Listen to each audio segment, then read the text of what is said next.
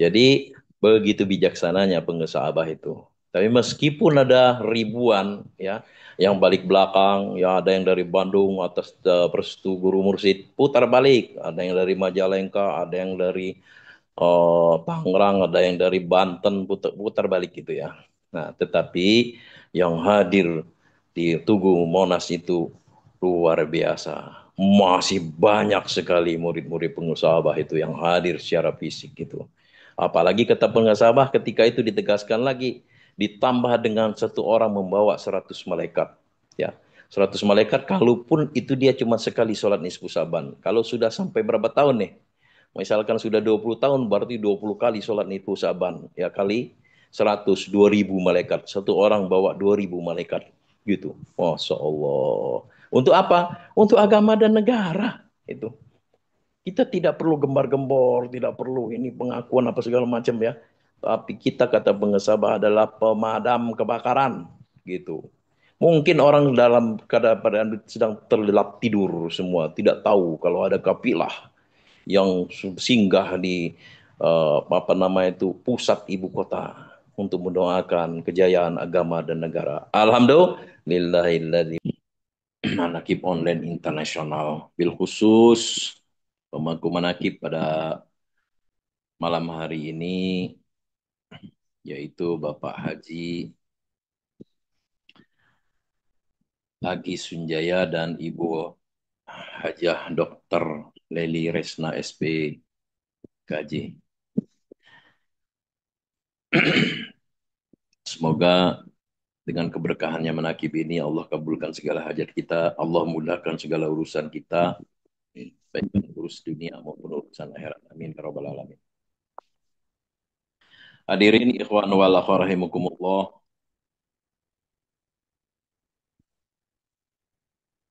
Malam hari ini saya sedikit ingin cerita ya. Takkanlah oleh-oleh lah bagi ikhwan wal akhwat yang pada minggu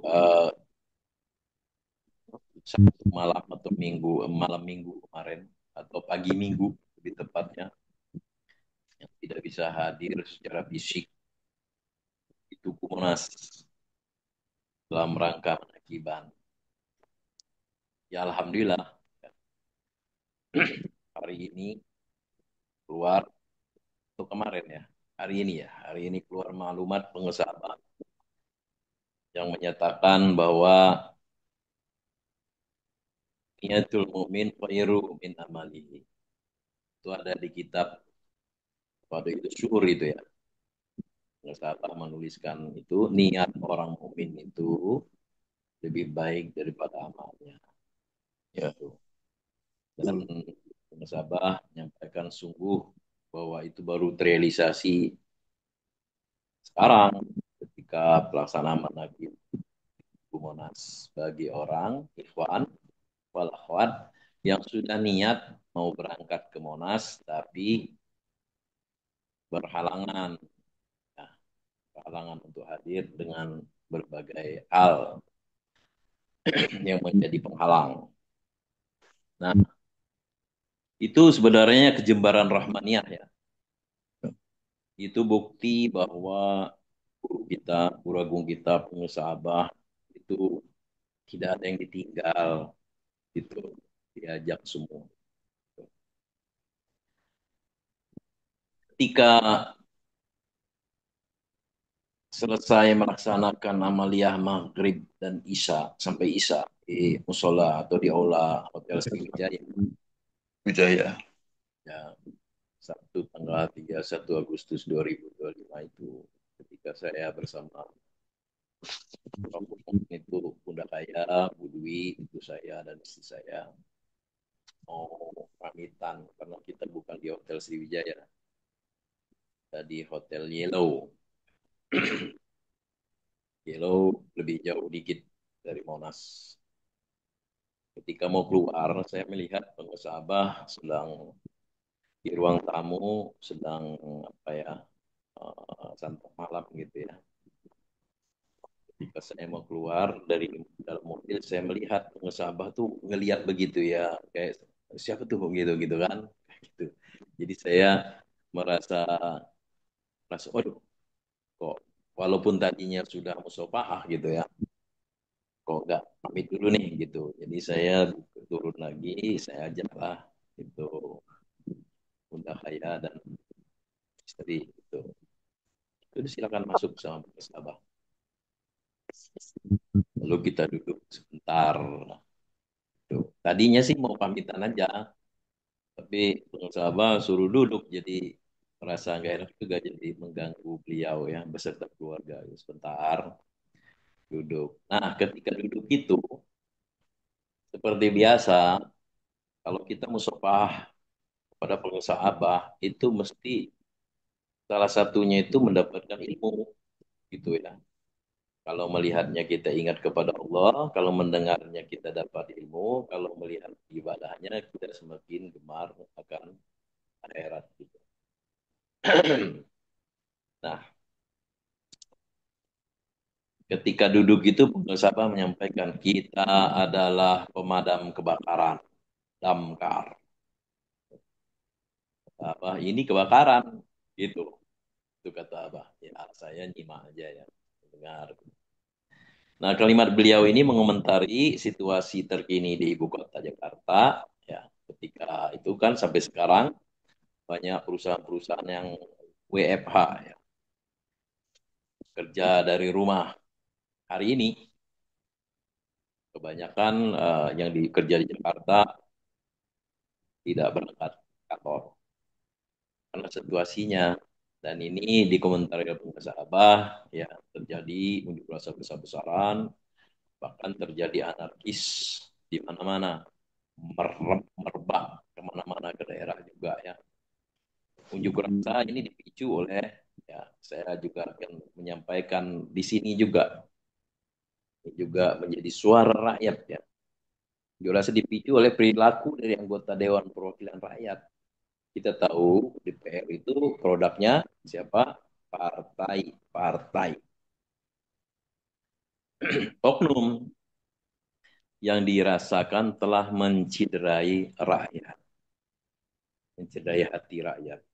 Di saat rakyat masih banyak yang menderita, ada pembunuhan, ada kelaparan, ya macam-macam gitu. Anggota dewan malah berjoget ria. Itu pengusaha apa menyampaikan itu karena joget-joget itu gitu kan.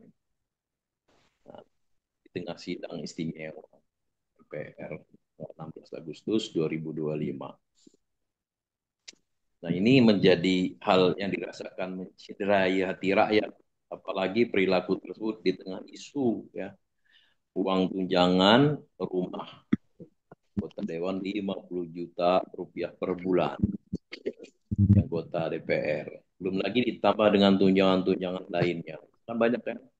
Sampaikan gaji 16 juta, terus tiap bulan dapat tunjangan 50 juta sekian lebih. Itu.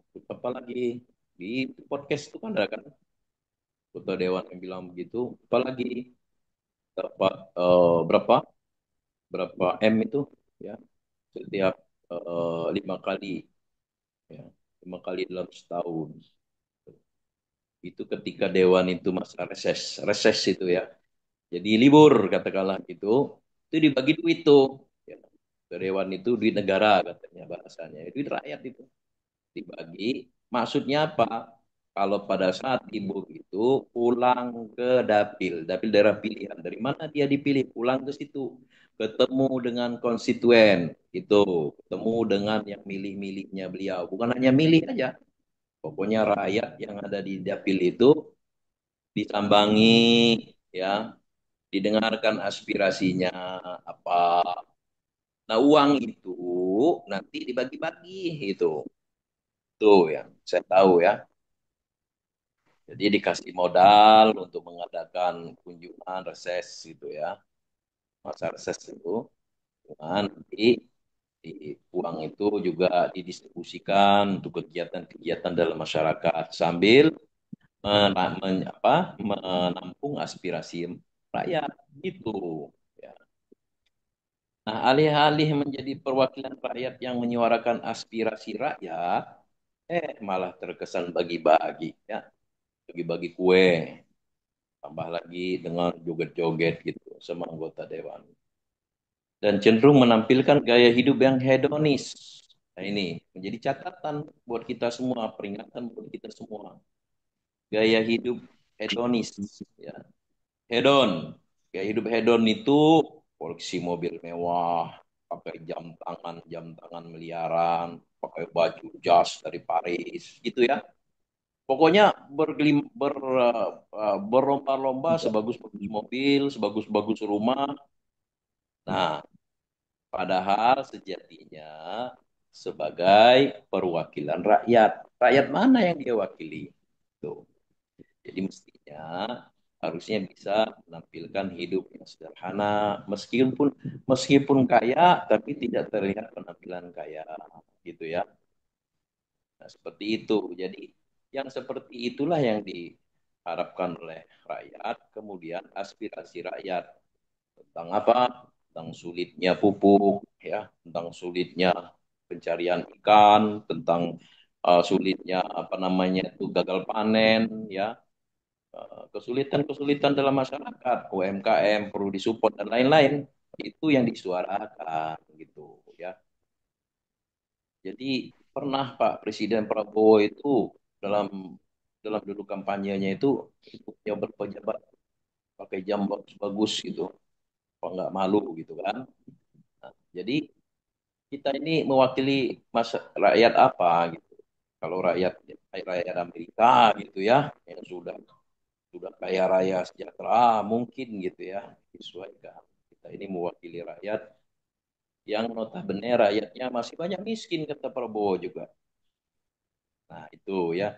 Sehingga gaya hidup hedon itu menjadi eh, kontras gitu, dengan eh, menjadi perwakilan gitu daripada rakyat. Nah, sikap ini tentu kontras dengan kondisi rakyat yang diwakilinya yang masih hidup dalam kemiskinan gitu. Nah, ini peringatan juga supaya ayolah, kalau bahasa Jawa itu poseliro gitu ya.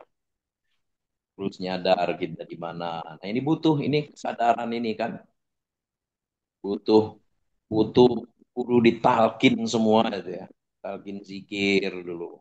Kalau ke Mekah aja kata Abah talkin zikir gitu kan. Makanya kalam-kalam pengusaha Abah itu butuh penjabaran dengan ilmu gitu. Ya. Kalau Abah bilang umroh ke Eropa, ya kita harus menjawabnya itu atau menerimanya itu dengan ilmu.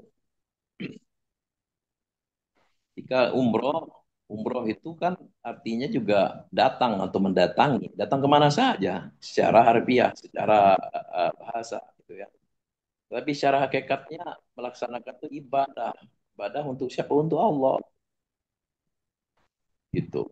Ya, untuk Allah. Atau kalau mau lebih dalamnya untuk bertemu Allah, ya kan.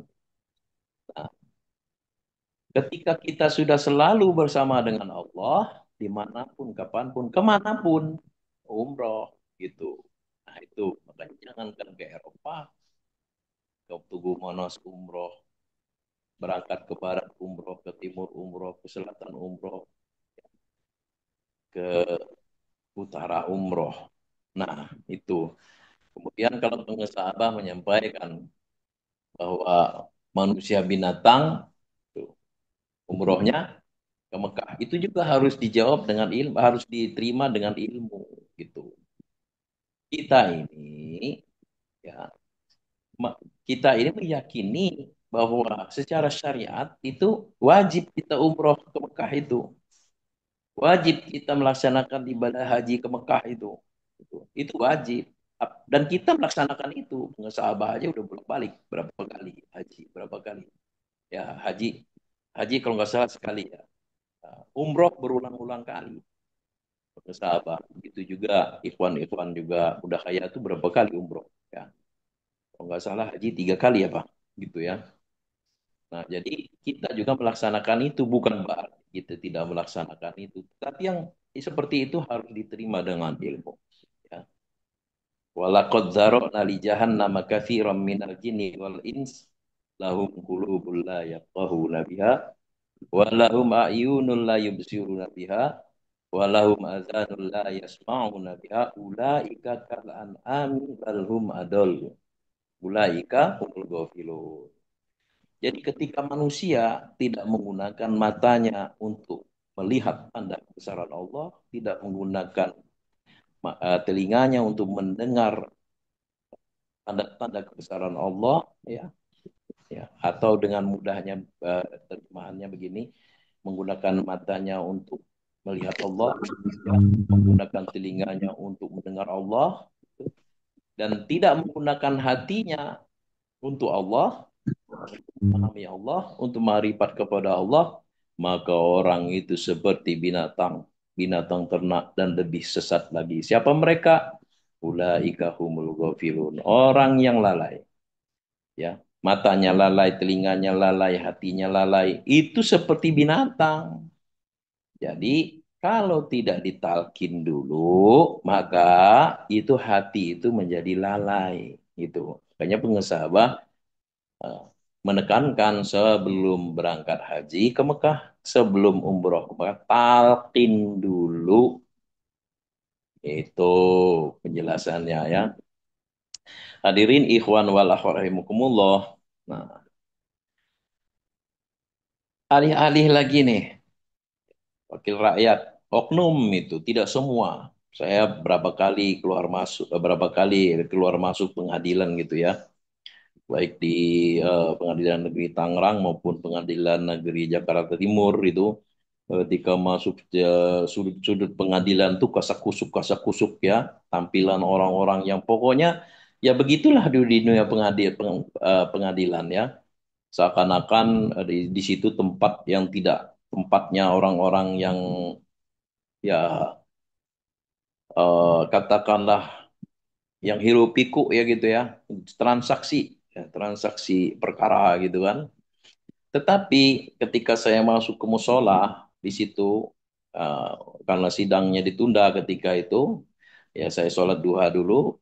Di dalam itu ada seorang laki-laki juga sholat duha. Kemudian dia keluar duluan, nggak lama balik lagi. Dia cerita, sidangnya juga ditunda lagi gitu kan.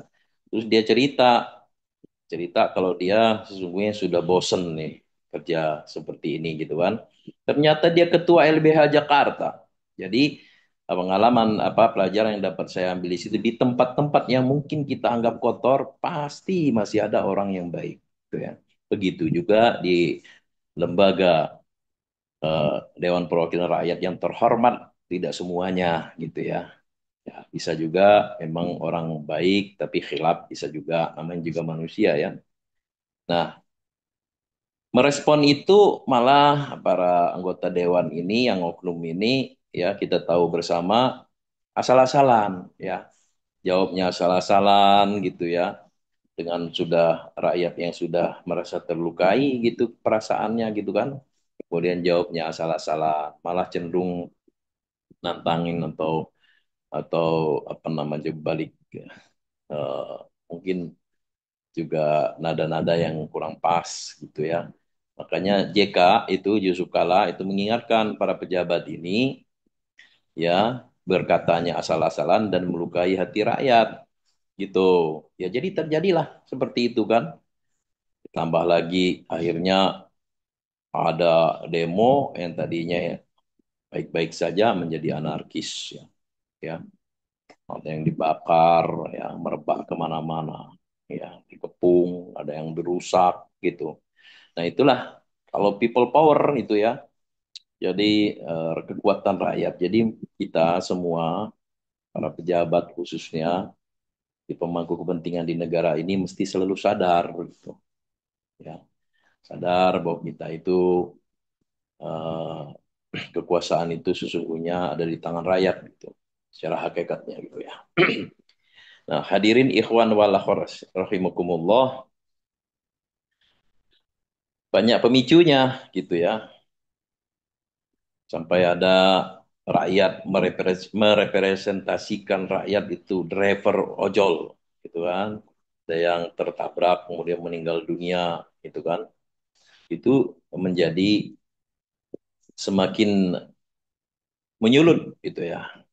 Sampai-sampai presiden pun akhirnya turun tangan gitu ya, eh, menenangkan masa seluruh pejabat semuanya, para alim ulama, para tokoh-tokoh masyarakat ya, ya semua turun untuk meredakan situasi itu. Nah, di tengah-tengah kondisi yang mencekam di ibu kota inilah ya, pengajian anti gempa Manaqib Sultan Aulia Syekh Abdul Qadir Jailani Quddasallahu bersama Hadratus Syekh Muhammad Abdul Ghawsi Al Masul Quddasallahu Mursyid Thariqah Qadiriyah Naksabandiah Mahat Surya Sinarasa penghulu pesantren ketahanan nasional digelar di tengah Tugu Monas dengan situasi yang sangat mencekam itu ya. Ya, kita tahu semua berita itu per menit ya, berita itu per menit update dari panitia ya. Begitu saya sampai di itu selesai sebelum musafah, Kiai Triwahyu menyampaikan tadinya mau dibatalin. Ya dengan situasi yang kayak begitu, wajar kalau wajar masih wajar kalau dibatalkan. Apalagi kita juga mengumpulkan jamaah yang dari luar kota. Coba bayangin ya. Justru akan dibatasi karena nanti datang dari luar kota masuk Jakarta. Iya, kalau ini, kalau ikut-ikutan bagaimana? Nah, itu kan menjadi riskan.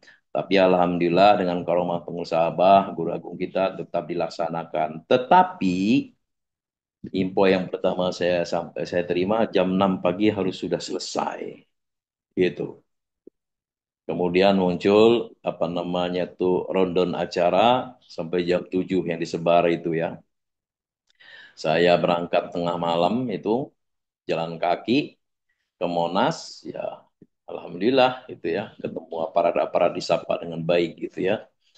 Terus ke Monas ternyata sudah saya berangkat jam 3 sampai Monas kira-kira jam jam setengah 4 kurang, setengah 4 adalah sudah manakib, sudah tawasul gitu ya. Sudah tawasul dan ternyata manakibannya itu dilaksanakan jam 2 malam, manakiban gitu, jam setengah tiga malam. Coba di mana ada pengajian jam setengah 3 malam ngaji kita gitu. Di mana nggak tanggung-tanggung Tugu Monas. Dalam keadaan apa? Dalam keadaan genting. Gara. Masya Allah. Benar kata pengusaha, kita menjadi damkar, pemadam kebakaran. Alhamdulillahilladzi faddalana ala katsirin min ibadihil mu'minin. Hadirin, ikhwan wal akhwat rahimakumullah. Ngesabah ketika duduk itu, yang tadi itu, yang setelah kita mau pamit itu, menyampaikan kita pengajian di Monas itu, ya Tugu Monas itu adalah untuk menyampaikan 6 syair suci. Itu 6 syair suci. Itu tanah suci Indonesia. Itu berdasarkan Quran surat Asy-Syu'ara ayat 227. Nah, di sini ya. A'udzubillahi minasyaitonirrajim. Bismillahirrahmanirrahim. Illalladzina amanu wa amilus solihati wa dzakarullaha katsiran wantasuru mim ba'di ma zulimu wa saya'lamul ladzina zalamu ayya munqalabiyya qalibun. Kecuali orang-orang penyair ya yang beriman dan berbuat kebajikan dan banyak mengingat Allah dan mendapat kemenangan setelah terzolimi karena menjawab puisi-puisi orang kafir dan orang-orang yang zolim kelak akan tahu ke tempat mana mereka akan kembali. Quran Surat Asy-Syu'ara ayat 227. Ini menceritakan zaman dulu orang menganggap bahwa Nabi Muhammad SAW itu Al-Quran itu adalah syair-syair gitu.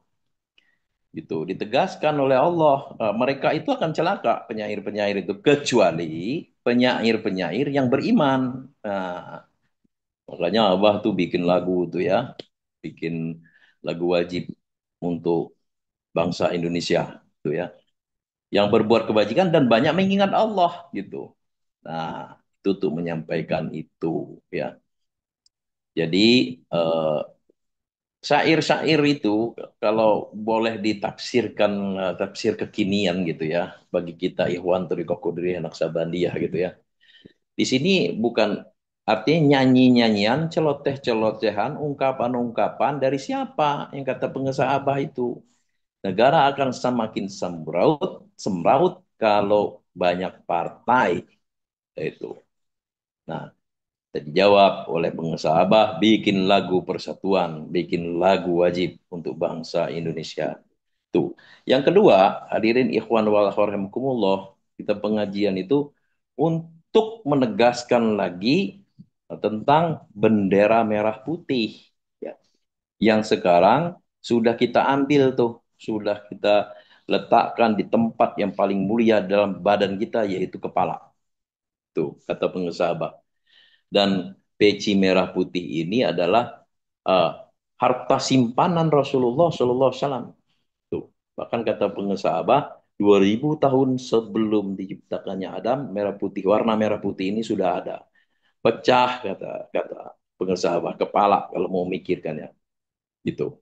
Nah, di dalam sebuah hadis Nabi Muhammad SAW bersabda, an Saubah radhiyallahu anhu, anna Nabi Allah sallallahu alaihi wasallam qol, inna Allah ta'ala zawalil ardo hatta ra'aitu masyariqaha wa magharibaha wa atonil ahmaro wal abyad.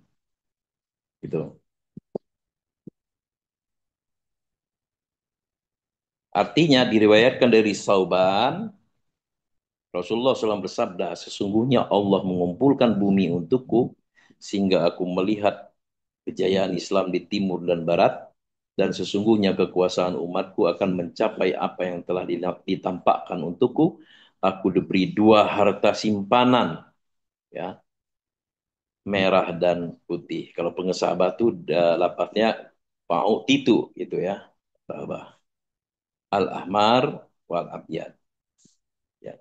Simpanan harta, simpanan merah dan putih, hadis riwayat Muslim, Abu Dawud, Tirmizi.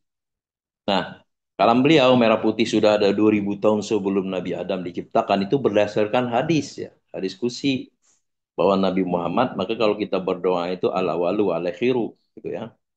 Wal awalu ala khiru. Ya. Jadi Nabi yang awal, Nabi yang terakhir. Secara hakikatnya awal diciptakan, secara syariatnya Nabi yang terakhir. Khotaman Nabiin. Nah, disebutkan kuntu nabiyan wa adamu bainar ruhi wal jasad. Kata Nabi, aku sudah menjadi nabi sedangkan Adam masih ada antara ruh dan jasad. Nah, Nabi ketika itu sudah diberikan simpanan merah putih itu. Nah, ini adalah ulul albab, pengesabah, pemikiran pengesabah. Baru sekarang dikeluarkan kata pengesabah. Itu. Jadi merah putih ini bukan main-main, bukan hanya sekedar bendera-benderaan, bukan hanya sekedar apa namanya, apalagi cuma sekedar bendera Belanda gitu dihilangkan birunya jadi merah putih, bukan hanya sekedar itu ya. Tetapi memang merah putih adalah harta simpanan Kanjeng Nabi Muhammad Sallallahu Alaihi Wasallam ya. Nah, memang umat Nabi itu ada cirinya, ada ciri-cirinya. Dalam hadis banyak itu karena waktunya yang singkat, saya tidak sampaikan, tapi umat Nabi itu memang ada cirinya sehingga dikenal oleh Nabi Muhammad SAW. Demikian juga guru kita membuat ciri pada siapa murid-muridnya. Coba aja gitu. Yang manakiban merah putih, pakai merah putih peci murid abah gitu ya. Kalau nggak pakai peci merah putih, apalagi manakiban, bukan murid abah gitu. Kecuali ada uzur, ya kan? Nah, seperti itu. Guru sudah membuat tanda untuk murid-muridnya. Hadirin ikhwan wallah rahimakumullah, ketika sebagai penutup nih, ketika suasana mencekam, ya, setelah mau apa tahrim tahrim untuk salat subuh itu, setelah itu banyak sekali.